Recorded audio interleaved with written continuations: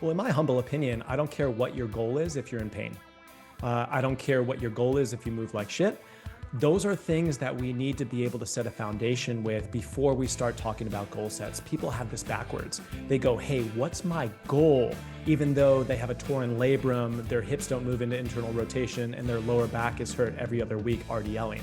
And when we can get healthy, anything is possible. But without our health, nothing's impossible in terms of achieving our goal sets and actually sustaining them. So all of the programs that I put together inside of Pain-Free Performance, they will have emphasized goals, whether it be strength or hypertrophy or fat loss or conditioning. But the central tenet will be, this is going to be training all 6 foundational movement patterns. That is a complete human movement system.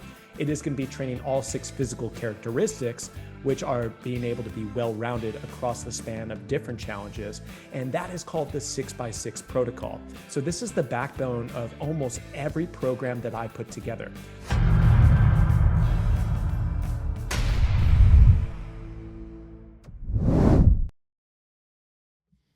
Hey everybody, I'm your host, Anthony Renna. Welcome to episode 423 of the Strength Coach Podcast. We're talking about relevant topics with top coaches in the industry to help you become a better trainer, strength coach, physical therapist, or gym owner. We're brought to you by Perform Better, the experts in functional training and rehabilitation. Right now at Perform Better, there are select med balls at 20% off, including everybody's favorite, the PB Extreme Soft Toss, the ones that don't bounce right back. So they're much safer. I love those. Check out their new collaboration with Center and Hyrox. They're taking the World Series of Fitness Racing to the next level with the world's first ever competition equipment made for the sport. Perform Better is now carrying all of that equipment. Very cool stuff. They debuted it at the Perform Better Providence Summit this year. Got a lot of great feedback. You can check it all out at performbetter.com. All right, today I have on Dr. John Rusin. He's the founder of the Pain-Free Performance Certification and the author of Pain-Free Performance, Move Better, Train Smarter, and Build an Unbreakable Body. I got the copy of the book the other day. I'm just starting it, but I can't put it down. It's 600 pages, so it's going to take me a while. But he did an amazing job kind of creating a nice system and building. Each chapter kind of really builds on the one previous. Everything's connected. It's pretty cool. Great. He did a great job at this. We're going to talk about what pain-free performance is, defining the pillar, bracing and why bracing the spine is not enough, different breathing techniques and when to use them, the 6-phase warm-up. This is a brilliant concept that is really a nice plug-and-play system that checks a lot of boxes and gets you done in 10 to 12 minutes. Love this idea. We'll also talk about the 6 foundational movement patterns and the movement tenets. And finally, we'll hit on some programming. Great job by Dr. Rusin on this book. You'll hear me gushing all about it in the interview. I absolutely love it. It's probably the most excited I've been about a training book in at least 10 years. All right, don't forget, every other episode with Coach Boyle, we have on the Business for Unicorns Fitness Business Power Play. They're not on right now, but Mark Fisher just sent me another fresh batch of videos. But in the meantime, you can check out businessforunicorns.com. They have a ton of free resources and not just for gym owners. Today, though, we do have the Naamly Maximizing the Member Experience segment with Sumit Seth. Sumit's going to talk today about whether or not structure equals freedom. He had this conversation with a gym owner, and he's going to talk about understanding how systems can really help you free up some time to get to what really matters. And that's what Sumit talks about all the time. And that is building relationships. So great one coming up from Sumit. So check it out. Welcome back to Naamly's Maximizing the Member Experience segment with me, Sumit Seth, the co-founder of Naamly and your host, where we go in and delve into the strategies and tactics that help you to elevate your business and your member experience. So most people hear structure sets you free, like my gym owner friend that I was talking to recently, and it makes them think that you're wanting to automate your entire process in gym like a well-oiled machine. Checklists, to-dos, SOPs for everything. And for this gym owner, he was like, well, that just defeats the purpose then, because I lose my personal touch when everything is automated. And I think he had it backward. Because here's the truth. Structure isn't about controlling every moment. It's about creating space, creating that consistency so that everything runs smoothly and you can show up for your people. Now, when the back end runs seamlessly, it gives you that mental freedom because now your mind is not thinking about all the things that you have to do, and you're not worried about billing reminders, no shows, following up with the leads. And that helps you to set you up to have those real, authentic, and genuine conversations with your members. That's what builds connections. That's what creates retentions. That's what helps you to grow your communities. So the gym owner really had it backwards, like I said. And when I went in and discussed this with him more, I helped him understand because every minute that you spend chasing admin work, it's a minute stolen from the moments that really, really help you to build relationships. When your systems handle all that grunt work for you, that busy work, you get to focus on the deep work, the member experience. So let's break it down. Structure isn't about rigidity. It's about reliability. Your members rely on a sense of rhythm, predictability, and professionalism. And your team relies on clarity, guidance, and accountability. When those things are in place, everyone relaxes. That's when the space comes in. That's when authenticity, creativity, and connection can shine. So where do you start? Here are 3 of the easiest and most impactful areas to hand off to system. First would be follow-ups and choreographed touch points. Think about your automation of your lead nurture process or your member onboarding journey, and make sure that you think about thoughtful touch points. The idea over here is that you can still make them personal. You're not sounding robotic, but you're making sure that nothing falls through the cracks. Second would be scheduling and reminders. No shows, automatic reminders, appointments not coming through. You don't have to drain yourself into those areas, and you can just have the system do that on your behalf, which helps your coaches to do what they do best, coaching. Third would be billing and admin tasks. Nothing kills connection faster than financial confusion. Automate those billing cycles, receipts, and renewal notices so that you can really focus on serving your member. And that way you keep the finance simple and transparent. When you have these systems humming, you'll feel that shift. Less firefighting, more leading. And when you're able to do that, you just don't save time. You earn back attention. The kind of attention you can spend where it matters most. Your members. Because great systems don't replace relationships, they protect them. Shameless plug, that's exactly why and how we built Naamly. Not as another software stack for you to learn, but as a foundation for freedom. So if you're feeling stretched, buried in admin, or stuck reacting to chaos, don't double down on hustle, double down on structure. Because structure isn't the opposite of freedom. It's how you get it. Thanks for tuning into today's segment with me, your host, Sumit Seth, the co-founder of Naamly. I hope you found this segment useful. And if you did, please sure to give us a look and discover for yourself how we can help you find structure in your operations. Until next time, keep driving your gym forward and keep inspiring. All right, guys, I got Dr. John Rusin on. He is an internationally recognized strength coach, physical therapist, and injury prevention expert. 2 decades in the field, working with a lot of elite level athletes, MLB stars, NFL All-Pros, Olympic gold medalists, world record holding power lifters. He talks a little bit in the beginning of his new book about working with Dave Tate. So that really a lot of good stuff in there. He was named a top 50 health and fitness expert by Men's Health, and he's pioneered a health-first, pain-free approach to performance that has transformed athletes and clients alike. His pain-free Performance Specialist certification, PPSC, is the fastest growing fitness education company in history, in the industry history, and he's certified over 20,000 professionals worldwide since 2018. So his new book, I got it right here. This is it. It's a big one, guys. Pain-free performance. Move better, train smarter, and build an unbreakable body. John, thanks for doing this, bud. I appreciate the opportunity. Good to be here.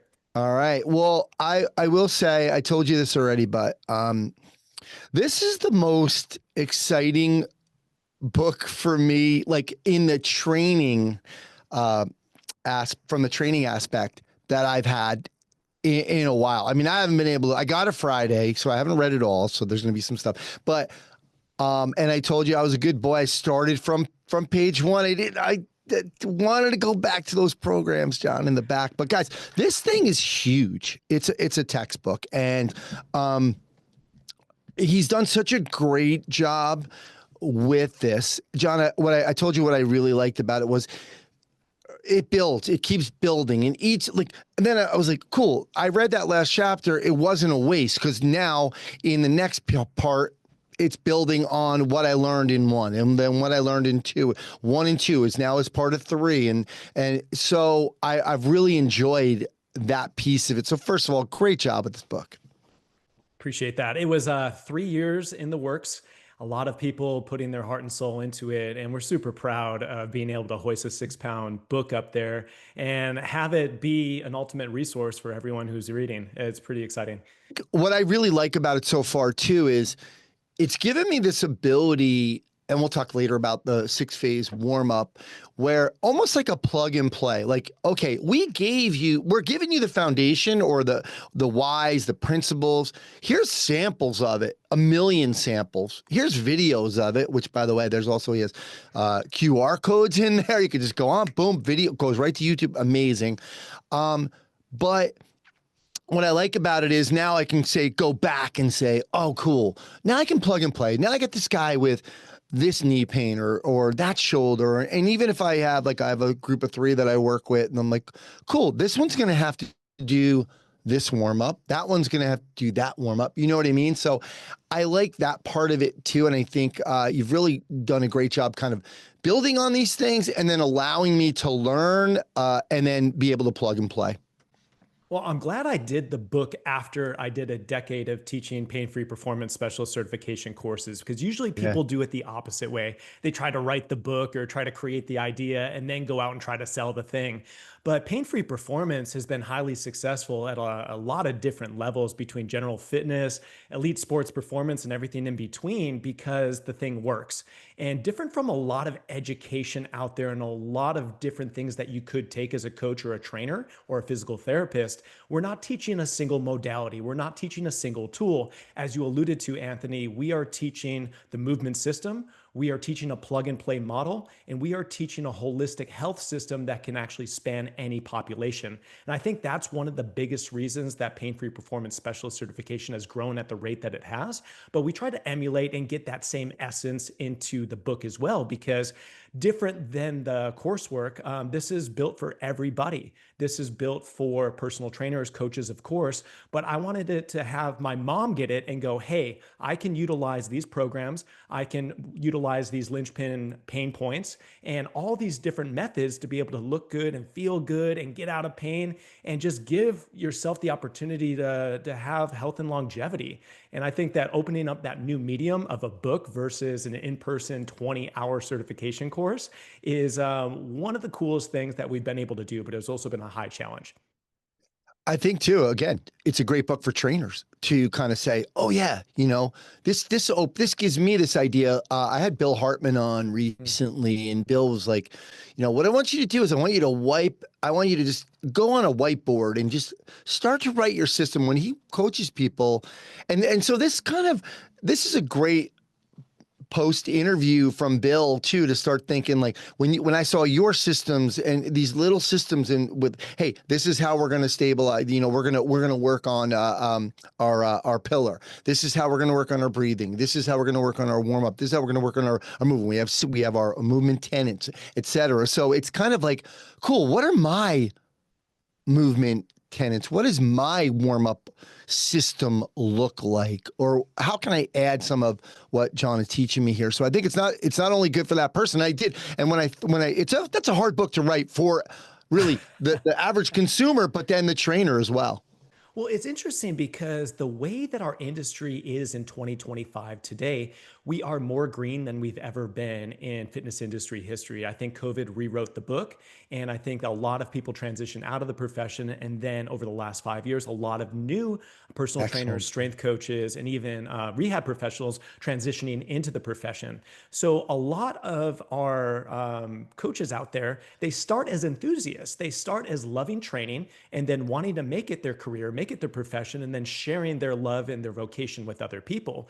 So when you go in and try to tackle two things at once, I think automatically we have a tried and true system that has worked for the coaches and the professionals out there. But the way in which you need to write a 600-page book is a little bit different. You can't teach it the same way as you would a certification course. You need to keep people engaged. You need to tell stories and anecdotes and the origins behind where these methods and these different systems come from. So I try to humanize it a little bit in the front side of every single chapter and every single section, being like, hey, this is my life's work, but also these are the people who have influenced me. And these are where I had these aha moments in my career and started to adopt and put the pieces together of the pain-free performance training system.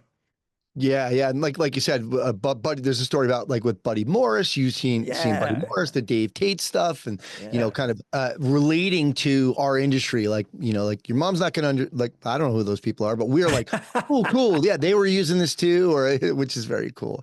Yeah. John, let's talk about pain free though. I want to start out with that because that could be controversial, right? And I'm sure you've dealt with this before.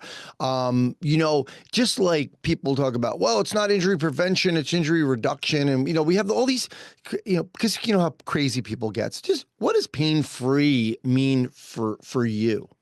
Well, it's not just pain free, it's pain free performance. And pain free and performance together create the spectrum of how we want to train and also the longevity of our training career.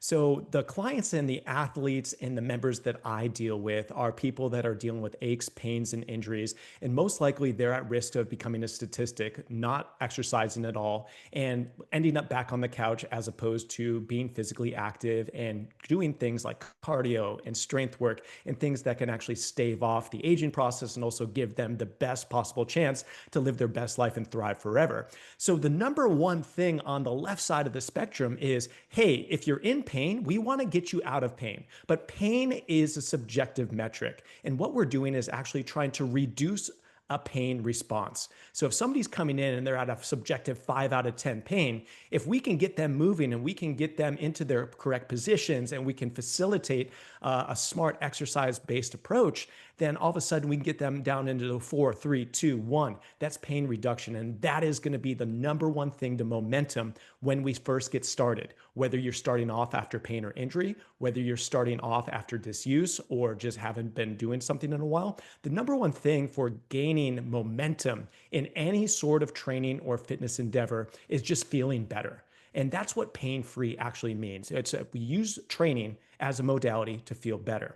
But once you feel better, it's not like, okay, I'm just going to stay and do this pseudo physical therapy for the rest of my life. Then we start to transition towards the right side of the spectrum, which is performance. And performance doesn't mean field and court sports only. It means performance in your life. It means better husband, better father, better businessman, better community member, you have more energy, and you are living a life on purpose. And I think that when we get towards a holistic level of performance outside of the gym, then it locks in for somebody for life. So you go from being in chronic pain and disuse into feeling better, into starting to perform your best, and then you lock in that physical practice for life. That is the spectrum that we want to bring people through with pain-free performance. And that's something that it doesn't bias towards one athlete versus a general fitness population person. It is the same for everyone because everyone is a human and we are having those human experiences and we are plagued by some pain, injuries, and burnout. Absolutely. And I always tell younger trainers one thing, if you could do, everybody's in pain. Everybody has something, right? And Yeah. learn some strategies to get around some knee pain, learn strategies around hip pain, lumbar pain, and maybe shoulder pain.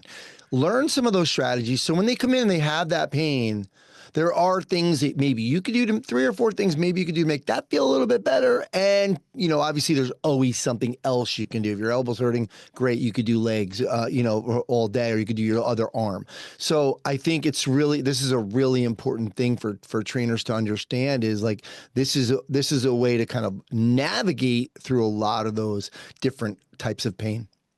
As soon as you say that, we are swimming in statistics at pain-free performance. So the average person today that is a general fitness population person is dealing with, on average, 2.3 chronic pain points. So that usually means that their lower back hurts, their shoulder hurts, and usually it's their knee or their elbows that are aching.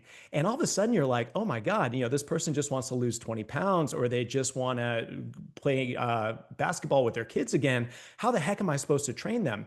And then most trainers and coaches will make the mistake of turning fitness into physical therapy. And this is a no-no for our training system.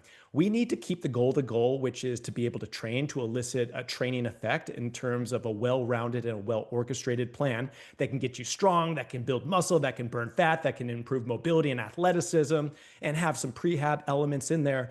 But what we end up doing is we get nervous and we go, oh my God, like this person is in pain.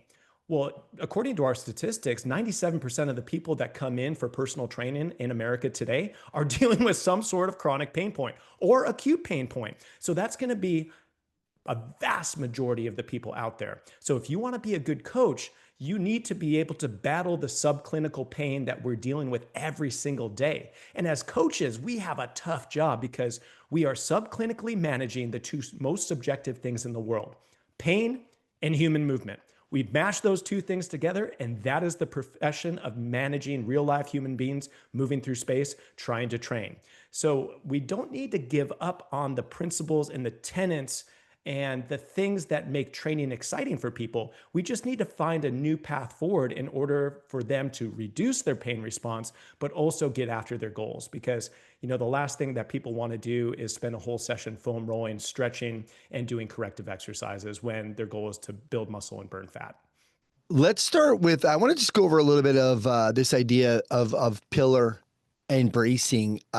It's obviously important to pain-free performance. And I just want you to define pillar so everybody knows where you're coming from and why you feel bracing the spine just isn't enough.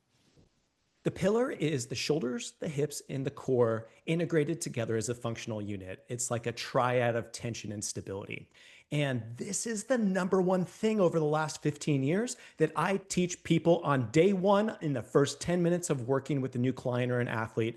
I want to make sure that they have some sort of coordination between these three areas of their body so they can start to amplify their performance. But more specifically, we can be in sound positions that protect the most vital things in our body, which is our spine and our ball and socket based joints. And this is a skill. It's not just like, hey, brace up and just like become stiff like a board and you're unathletic. That's not what we're talking about here. It's being able to make the neurological connection between the shoulders, hips, and core cross-linking across muscular planes, across fascial linkages, and being able to actually have that connectivity that amplifies everything above and beyond. And this is a skill, and this is a method that we use before somebody even starts to move, because nothing else really matters if we can't breathe, we can't brace, and we can't get our minds right. These are the first things that we talk about with having success in any sort of training program or any sort of client management. And it's something that usually gets brushed over. Either we go into deep diving diagnostics as a first session, which doesn't necessarily match the goals of the client coming in, or we go into a session with no data whatsoever and no skills, and we just see how they do. And we try to act like, oh yeah, the coach's eye is the only thing that matters. We go halfway in between and we just try to teach them fundamental skills that can be able to have an amplifying effect for their entire movement system. So it reminds me like that one thing, right? The book, The One Thing, is like, what's the one thing you can do that'll make everything else a little bit easier? And that's like a similar idea. Like, hey, get this bracing down, because we're gonna have a lot of movements here. And what I liked about your bracing idea too, if you could just touch on it, just give a quick overview, because a lot of people, I'll hear trainers be like, all right, tighten up your abs, brace your core, and then that's it. That's all they're talking about. And your system, to me, when I was practicing it a little bit over the weekend, I was like, oh yeah, this definitely feels really, and I get it, because I've already been doing that, maybe not specifically in those words, but if I'm doing a deadlift, I got things going, everything is tight. That core, that pillar is braced. But you do hear people saying, hey, get your abs going, activate your abs or whatever. And that's it. It's not enough. Yeah, we see people in the gym that are misguided and they're like, oh man, I need to have a stronger core so I don't have back pain anymore. And then you see them on like the incline sit up and they're just like going ham after a leg day. And you're like, I don't know if that's actually going to work. What we're talking about is being able to have structural stability in terms of centration, which is centration of the joints at the shoulders and at the hips, putting themselves in their best possible position to have surface area contact of essentially two bones.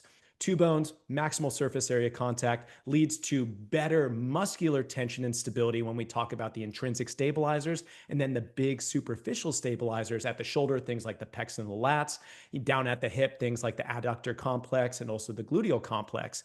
And all of a sudden, if we can just manage the two most mobile joints in the body, all of a sudden now we have the ability to start putting tension, putting breath, putting brace, diaphragmatic breath, 360-degree tension through the core, and we can actually maintain it as we start to move, whether it's an eccentric or a concentric or a change of direction. The key is to be able to maintain the tension at the level that you want it to be able to perform the activity at hand. But just bracing the core is not enough, and just tensioning your muscles is not enough. It's a combination between breath and brace. These two things go together. As we brace maximally, our breath cycle needs to automatically reduce. The least amount of air moving through is going to give you the most maximal brace. That's at 100%. But then as you reduce the brace down to maybe 20 or 30% of maximal capacity, then we're able to exchange a little bit more air. But we need to match these two things. It's not like either brace or don't brace. Either you know how to brace or you don't know how to brace. It's about the dimmer switch of how we match the activity at hand, the load, the position, the set and rep scheme, the duration of a set, so we can actually exchange air and actually keep mechanical properties sound in terms of maximizing muscular recruitment, minimizing joint stress. And I think it's a skill, because every single time that we have a new exercise variant, every single time that we are under a little bit more fatigue that we haven't experienced before, it's always going to be a test to the minimal effective brace per the activity. Absolutely. Yeah. I first learned those concepts with Strong First, right? And this idea that strength is a skill. So like that tension, using the breath, this actually goes much deeper, because you talk about 6 different breathing techniques, whether that's, the prone breath, which is really can be, a lot of us have used that already anyway to teach people that 360-degree diaphragmatic breathing. But then there's the double breath technique, 90-90 parasympathetic positional breathing, which I used yesterday in my session for my clients at the end of it to get them down. The sympathetic huff. So if you're going to be doing a heavy lift, some rhythmic breathing, which I find really super interesting, by the way. Tactical, we've heard of that, box breathing. So I like also how you guys, you got to learn these things, because sometimes the sympathetic huff, like you talked about before that big lift, you're also going to be using the double breath right after it. And yet, but you better know the prone breath, because that was the foundation of it as well. So I like the way you put those things in there, because like you said, you have to have that dimmer switch. It's not always full 100, tension on everything, which, I think for me, I first learned that from Stu McGill, right? Talking about this interplay of relaxation and contraction, it's not always, you don't do anything like that where you're just holding, especially not in sport. So I wanted to just ask you about the tactical breathing really quick. You had said you can use tactical breathing in between sets. Why would I want to get back into a little bit of a parasympathetic while I'm working out? Why not stay in the sympathetic? Because you want to reduce the vital metric response as much as possible. Like, let's take an exercise as an example. Everyone's most hated exercise, the Bulgarian split squat. You know, do a set of 8 to 10 of those and have 3 or 4 working sets.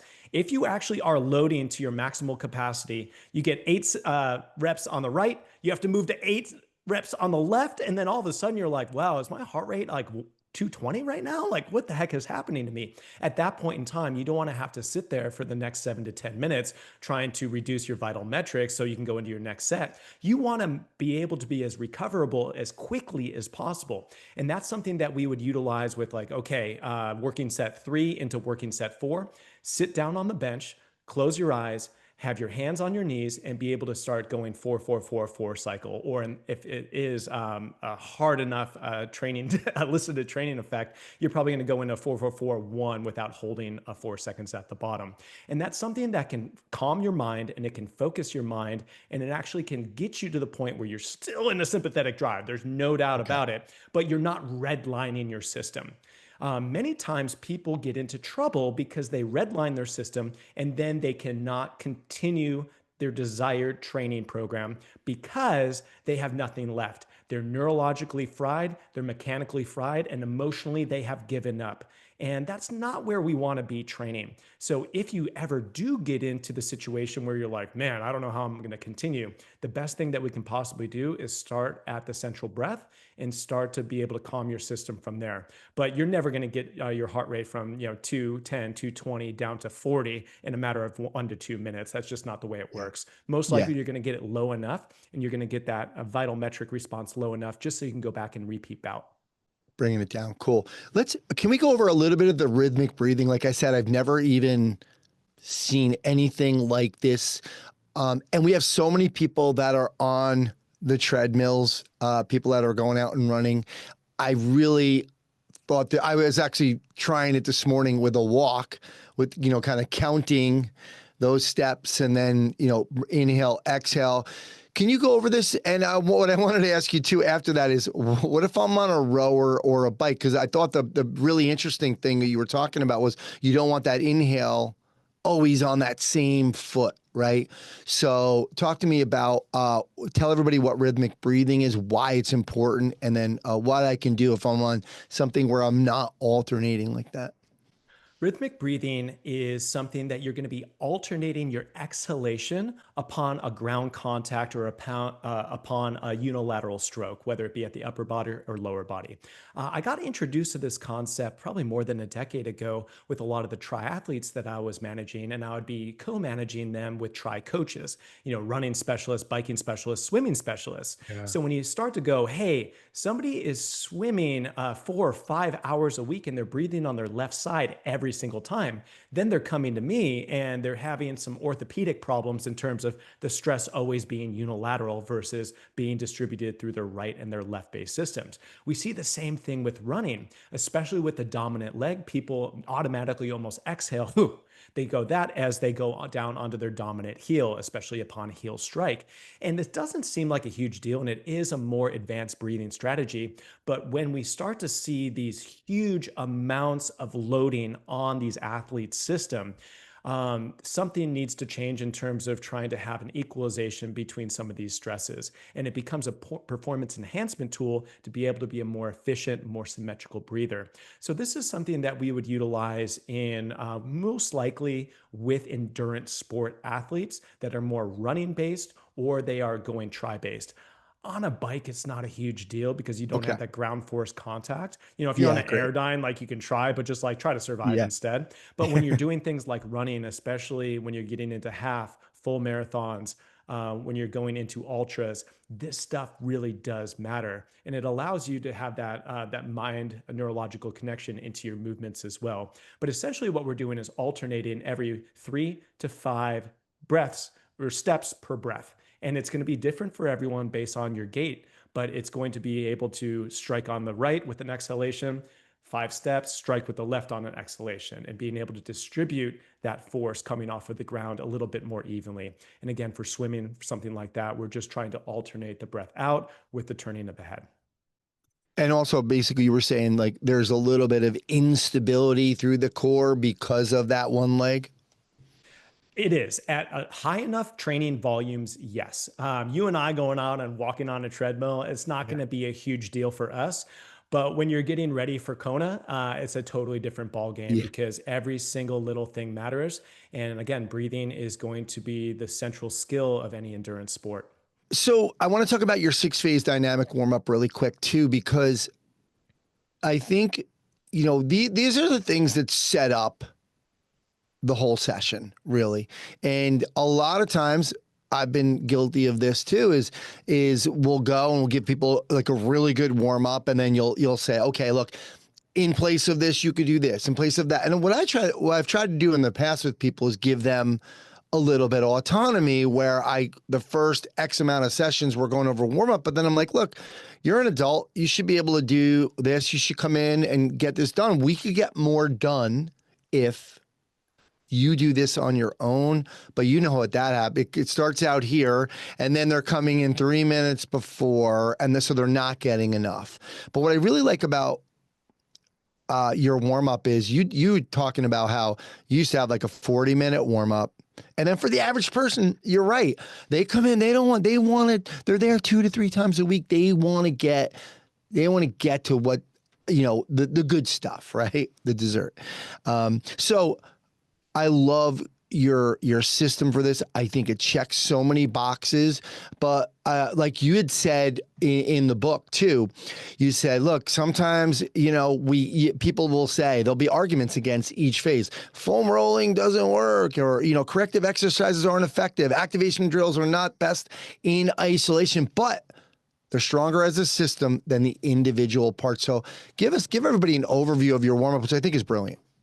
6 phases. It seems like a lot of stuff, but you can get this done in 10 minutes. First phase is soft tissue work. Second phase is mobility and stretching. Third phase is corrective exercise. Fourth phase is activation drills.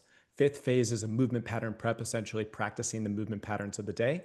And phase 6 is central nervous system stimulation, where we're training athleticism and power. And the way that I designed this is that all of these individual modalities, it's a toss-up whether in isolation, per the research, whether they're effective or not. But as you alluded to, Anthony, it's not about isolation. It's not about the research. It's about how the system functions as a whole. And we've seen that if we can climb from parasympathetic responses all the way up into a high sympathetic response between phase 1 and phase 6, the end goal is you feeling your best. I'll give myself as an example, with the book and my businesses and all this stuff, I never miss a training day, but there's many days that I go in and I'm like, man, I don't feel like training today. And at the end of 10 minutes, the 6-phase warm up, I'm ready to go mentally, physically, and emotionally. And that allows us to ride the wave up that sympathetic drive. But it also allows us to do the bare minimums in terms of 10 minutes of daily body maintenance, meaning that we're going to be working on things that most likely are chronic pain points. We're going to be working on skills that we need to improve in order to then transfer into our movement or into our lives. And we're doing kind of the fluffy things that we know we should be doing, but we're doing it in a more concentrated way so we can know that we can get the benefits from it. So in the pain-free performance training system, the 6-phase warm-up is essentially serving as our prehab. And this is something that I'm a huge believer in. And clients that train with me, we do this 7 days per week, even if you are not training. This is what we deem as our 10 minutes of daily body maintenance.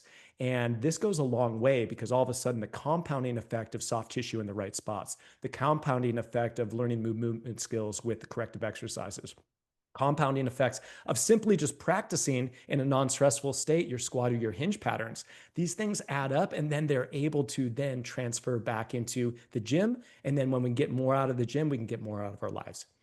I think it's important. It can't just be when they're coming in to see you, because when they're coming in to see you, this might be that linchpin might be for the hips, or the performance piece. We might say, hey, we're doing heavy deadlift today. So foam roll today will be on, hips and hamstring, butt and hamstrings, right? And maybe a little bit of thoracic spine. And then our activation drills are going to be probably glutes, right? So we're looking, all of these things are related, because our goal that day is to get heavy deadlifts. So we're looking at the warm up to prepare us for that. So, but then maybe on Friday, it's something completely different. So we have to we have to look at this from the week long perspective. I think it's really important if you're going to do this system, you got to get them to buy in. And I love that it's only, hey, look, it's 10 minutes. Give me 10 minutes at home every day. You're good. Yeah, and the two ways that we would go about programming a 6-phase sequence would be before the training session, we're going to most likely match the key performance indicator of the day, meaning it's going to be the heaviest and the hardest movement pattern that we train, most likely in a strength scheme. And that's going to be like the big North Star towards our 6-phase warm up. But then on the off days, we're not training, we're not lifting heavy, we're not doing crazy hit bouts. Like what we're doing is just trying to feel better. And the way that we feel better is we address your chronic weak links and pain points. And that's something that we break down with the linchpin blueprints. So somebody's doing something essentially different every single training day based on the training day that's programmed and planned. But then we're also doing something a little bit more acutely focused on their pain or on their movement dysfunction when we get to their off days. So you're doing something 7 days a week, and it is very addicting because people that train with me, they'll go, okay, I'm already doing my 6-phase linchpin blueprint. I'm going to go for a walk. I'm going to throw the weight vest on. I'm going to get my zone 2 cardio in. It turns into an active recovery session. And that's a beautiful thing for me because I truly believe that people should try to be active every single day of the week. Not every single day has to be like a kick-ass training session, but we should be doing something every single day that helps us physically thrive. Yeah, and you're right. Like you get through that 10 minutes. If you can give me the 10 minutes, a lot of times they're going to move and do something else. And now they got the energy. Now they've changed from that kind of not always parasympathetic to sympathetic, but it's a little higher than it was. And you're more likely to be able to do something like that. Let's talk about what certainly our listeners want to talk about or want to hear.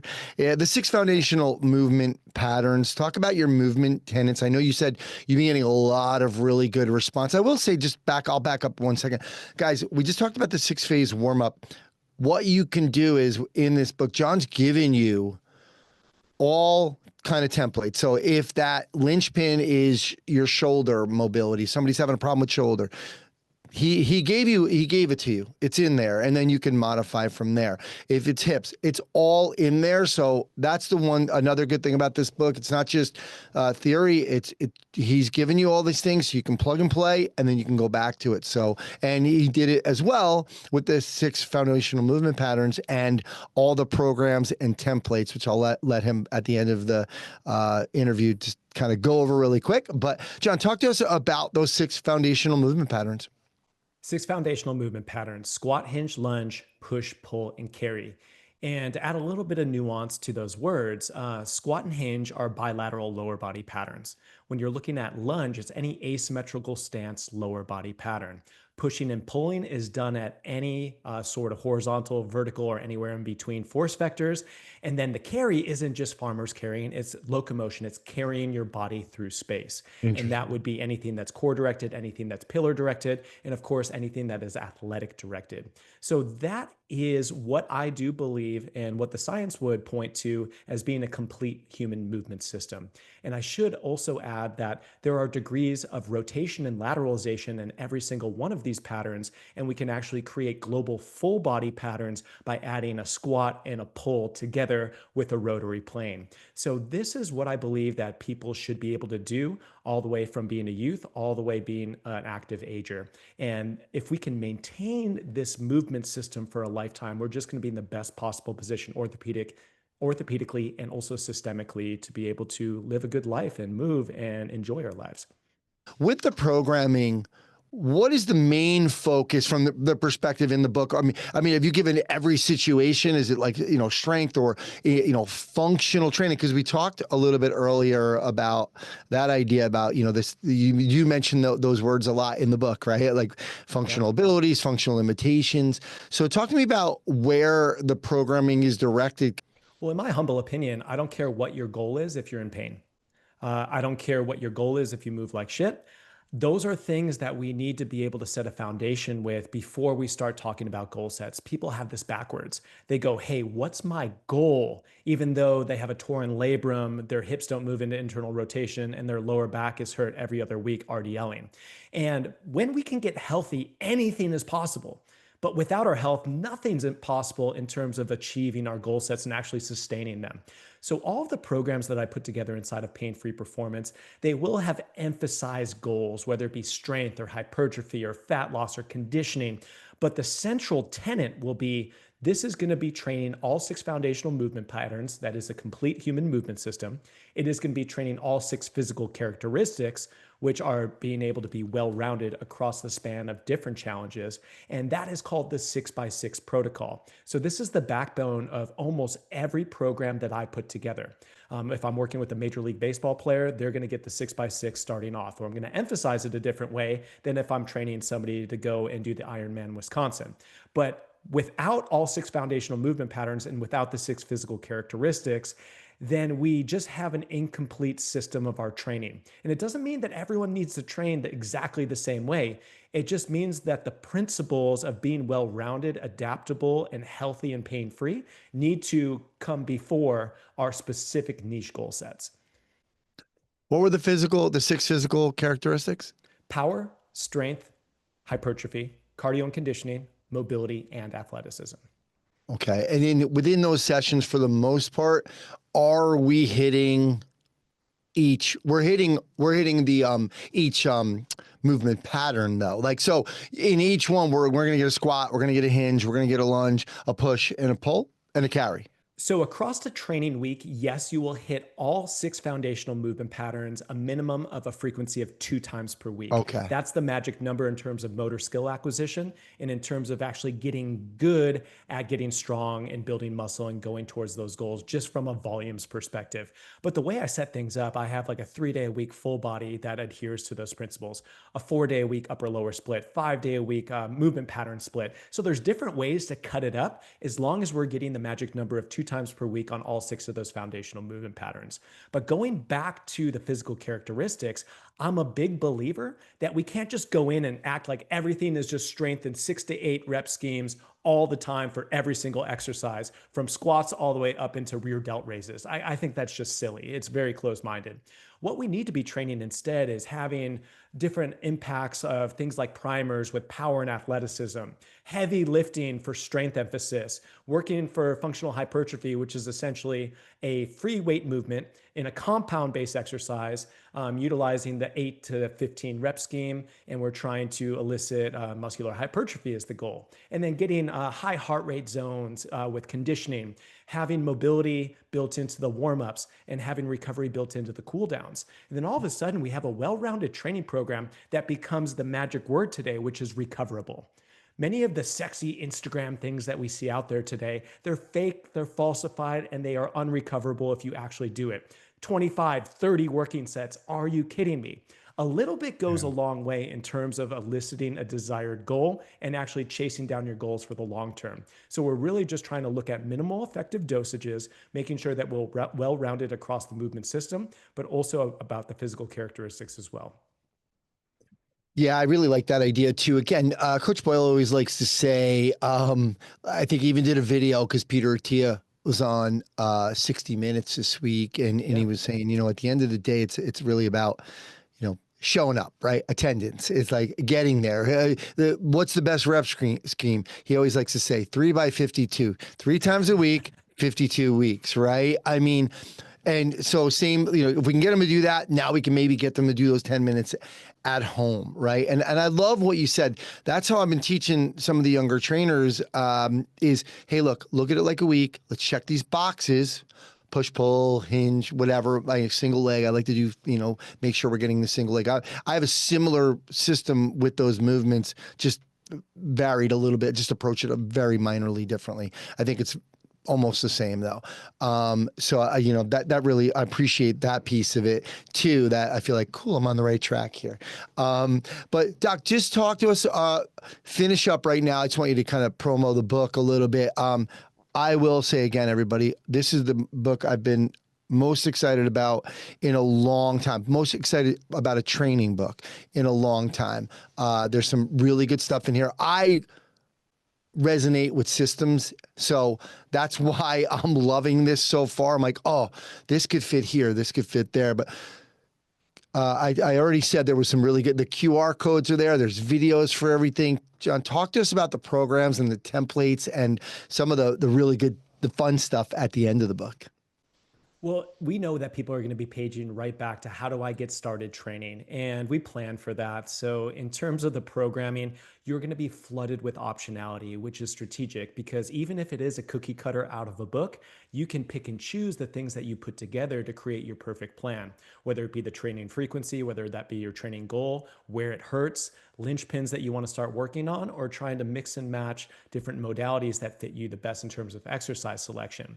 But inside of a 600-page book, you have the ability to then go back in and refine and make it your own with the QRs, with extensive coaching notes. But I think one of the most exciting things is if you're looking to rebuild your movement, Pain-Free Performance will teach you how to squat, hinge, lunge, push, pull, carry to get started. It'll show you how you can uniquely move for your own body and your own movement system, because we're not all the same, contrary to popular belief. And then we're able to actually have exercise selection that is going to fit your needs today. So it's something that you can maximize trainability, minimize risk of injury with. And I think that with all those things interplaying together, this is one of the most complete resources ever released in the fitness industry. And I'm really excited to just get it into more hands of our great coaches that are out there that have always been supporting Pain-Free Performance. But also having the goal of this book was to have coaches be like, this is so good and this emulates exactly what I do with my clients, that when Christmas comes around, I'm going to gift it to my clients because they're going to buy into the system and they're going to get more from me. And we're all going to celebrate together what it is to be pain-free, what it is to perform at our best. And, the book has been a long time coming. We've all put a lot into it. Shout out to my co-author, Glenn Cordoza, the absolute OG of the best-selling fitness books of all time, and my publishing house, Victory Belt, which really allowed me to do what I needed to do with full autonomy of making this book come to life. It's such a tall task to be able to speak to somebody like a trainer who has 20 years experience. And like you said, I could give this to a few of my clients who I know are going to really, this message is going to resonate with them, and they want that autonomy. They do some things on their own. So great job. I'm sure the only problem with Pain-Free Performance is the Clifton Harsky guy. That's the guy. I don't know. I guess you give him charity, give him a job, but what a great guy, Cliff. He's the man. He cracks me up. But so he's been with me since 2018, and one of the best, one of my best friends, but also one of the best coaches and educators in fitness industry history. Extraordinarily lucky to have him as a leader on our team over at Pain-Free Performance. I was actually just talking to him before I came on with you. He said to say hello. I did MoveNet with him. Mark 2011, he said. Yeah, Central Park. It was like raining. We're under this bridge, and he's a beast too. So he's like jumping around, crawling around on like the street and everything on the gravel. So he's the man. But John, thank you for doing this. We really appreciate you coming on. Great job with the book, and hopefully we'll get you on in the future. Thank you so much, Anthony. It was a pleasure.